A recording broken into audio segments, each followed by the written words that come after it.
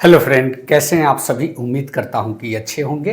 Friends, आज की इस वीडियो में हम लोग बात करने वाले हैं आप ही लोग के सवालों के जवाब के अनुसार। जी हाँ दोस्तों, आपका बार बार यही कमेंट आता है कि सर 60 से 70 नंबर आके रुक जा रहे हैं। तो आज उन अभ्यर्थियों के लिए यह वीडियो खास है जिनका 60 से 70 नंबर आता है। जी हाँ, जो सवाल आप लोग कमेंट के माध्यम से पूछे हैं वो ही सवाल यहाँ पे हमने इंक्लूड किया है और आज की इस वीडियो में इस चीज़ को हम लोग समाधान करने का प्रयास करेंगे कि आखिर सीटेट आपका क्यों नहीं निकल रहा। जी हाँ दोस्तों, 4-5 चीज़ों पर फोकस करने की आवश्यकता है आपको। निश्चित रूप से जुलाई का सीटेट आप पास करेंगे। सिर्फ और सिर्फ इस वीडियो को ध्यान से देखिए, सारी चीज़ें समझ में आ जाएगी। तो उम्मीद करता हूँ कि ये इसके बाद आपको कहीं और वीडियो देखने की ज़रूरत नहीं पड़ेगी। क्या आपके 60 से 70 नंबर आ रहे हैं? ये सवाल आप ही के द्वारा पूछा गया है। आपको जो है पढ़ने के लिए कितना टाइम देना होगा, क्योंकि आप अभी तक इस चीज़ को नहीं समझ पाए कि कितने टाइम की आवश्यकता है जिससे हमारा सीटेट निकल सके। क्या पढ़ें, ये भी आपके साथ असमंजस है। कभी कभी आप सोशल मीडिया के प्लेटफॉर्म पे वीडियो देख लिया करते हैं घंटा, कभी कभी आप पढ़ लिया करते हैं, लेकिन आप यह जज नहीं कर पा रहे हैं, आप यह निर्णय नहीं कर पा रहे हैं कि किस चीज़ को पढ़ें, कौन सा बुक पढ़ें और कितना जो है टाइम दे कि रिजल्ट हो जाएगा। समय का भी निर्धारण आप नहीं कर पा रहे हैं कि क्या इतना जो पढ़ रहे हैं वो सीटेट के लिए काफ़ी है। तो आज की इस वीडियो में इन सारे सवालों का हम जवाब आपको देने वाले हैं। अगर आपके 60 से 70 नंबर आ रहे हैं तो आपको तैयारी की आवश्यकता है। जी हाँ दोस्तों, आपको एक अच्छे तैयारी की जो आवश्यकता है, जैसे मान के चलिए कि सीडीपी है और वहीं बात करते हैं हिंदी है और वहीं बात करते हैं मैथ है और वहीं बात करेंगे कि आपका जो है ईवीएस हो गया या फिर पर्यावरण शिक्षण शास्त्र जो होता है, और उसके बाद एक आपका लैंग्वेज 2 हो गया। जी हाँ दोस्तों, यहाँ पे आपको कितना कितना करने की आवश्यकता है, आपको विशेष फोकस कहाँ पे देना है, इस चीज़ की पहले जानकारी होनी चाहिए। अगर आप सीडीपी में 20 नंबर ला रहे हैं तो यहाँ आपको थोड़ा बहुत देखने की ज़रूरत है। यहाँ की मान के चलिए कि 1/4 यानी कि 1 घंटा में 15 मिनट भी आप देखते हैं तो आपके लिए वो एनफ है। हिंदी अगर अच्छा कर पा रहे हैं तो ठीक है, लेकिन इसमें समय का खेल हो जाता है। जी हाँ दोस्तों, हिंदी सभी सही करते हैं लेकिन यहाँ पे एक समय का खेल होता है।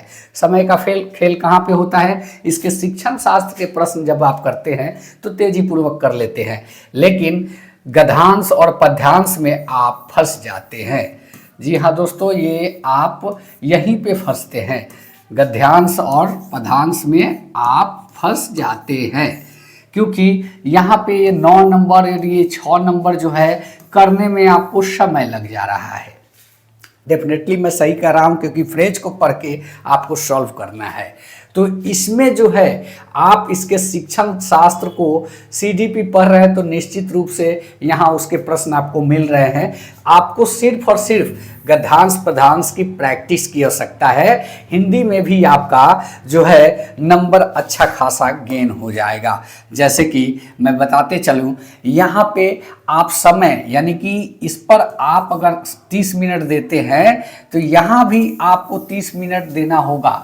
गद्यांश पद्यांश की प्रैक्टिस ऐसा कीजिए कि इस 15 प्रश्न को आप 12 मिनट में करें, तब जाके आपका यहाँ पे समय, क्योंकि मेन खेल यहाँ पे यही होता है कि यहाँ पे जो होता है टाइम का खेल हो जाता है। इसको अच्छे ढंग से करने में आपके 40 मिनट ऐसा कुछ लग जाता है।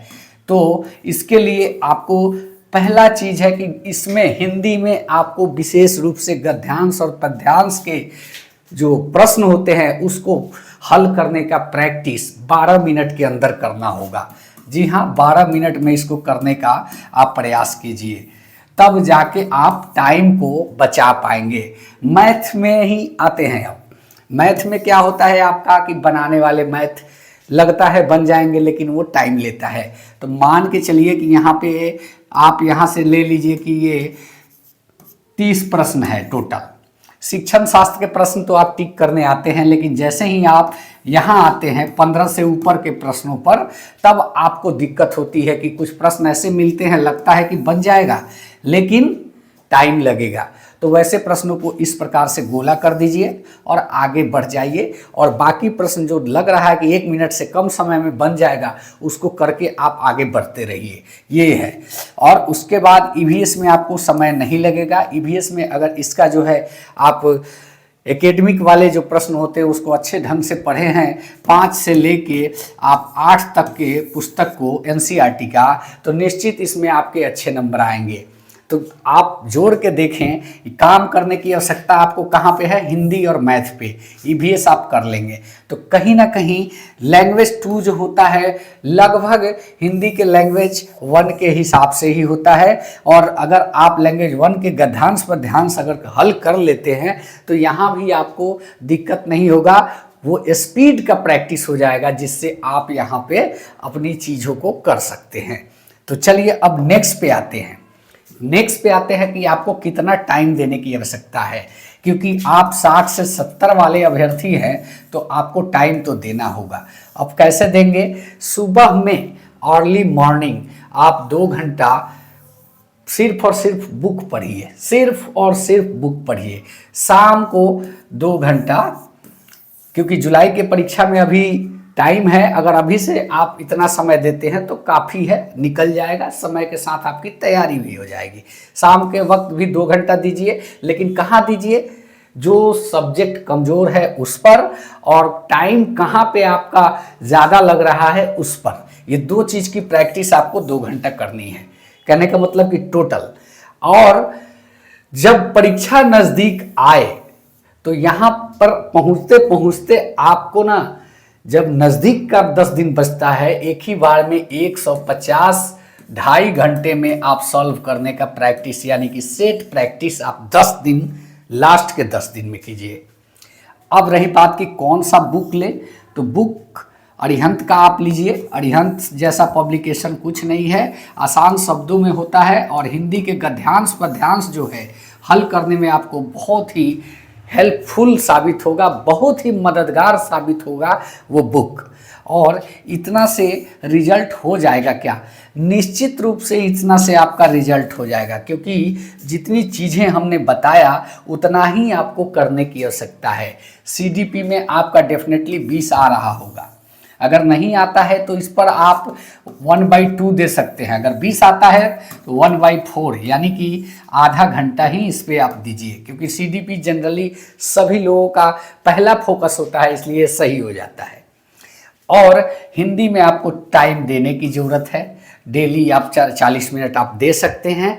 और रही बात कि मैथ के लिए वही जो नहीं बन रहा है उसको गोल करके आगे बढ़ जाइए, डेफिनेटली आपके 18 से 20 नंबर आएंगे, ऐसा करके देखिए। और ईवीएस के प्रश्नों के लिए मैंने बताया कि एनसीईआरटी के लिए आप जो है सबसे पहला चीज़ है एनसीईआरटी, यहाँ पे 5 से 8 क्लास का पढ़िए और स्वाभाविक है कि आपके सारे प्रश्न बनने लगेंगे। तो कहीं ना कहीं आप इसके लिए ट्राई कीजिए। और रही बात लैंग्वेज 2 का, तो लैंग्वेज 2 लैंग्वेज 1 से बिल्कुल सिमिलर होता है, वो वहाँ पे आपको कुछ करने की आवश्यकता भी नहीं होगी, क्योंकि आप लेते हैं तो आपको पता है कि हाँ हमारी मातृभाषा क्या है, द्वितीय लैंग्वेज क्या है, उसके बारे में आपने पढ़ा है। वही चीज़ लैंग्वेज 2 में होता है, थोड़ा सा 19-20 का अंतर होता है। तो कहीं ना कहीं आपको जो तैयारी करने की आवश्यकता है वो हिंदी के गद्यांश पद्यांश की प्रैक्टिस, क्योंकि आप अपने सेट में देखिएगा आपके वही सबसे ज़्यादा गलत होंगे, मैथ भी आपका गलत होगा। तो कहीं ना कहीं उम्मीद करता हूं कि चीज़ों को आप अच्छे ढंग से समझे हैं। अगर समझे हैं तो इस पर काम कीजिए। मैं दावा करता हूं कि जुलाई में आपका रिजल्ट निश्चित रूप से होगा। अगर यह वीडियो अच्छा लगा तो चैनल को सब्सक्राइब करें। मिलते हैं नेक्स्ट वीडियो में एक अच्छे जो है कॉन्सेप्ट के साथ।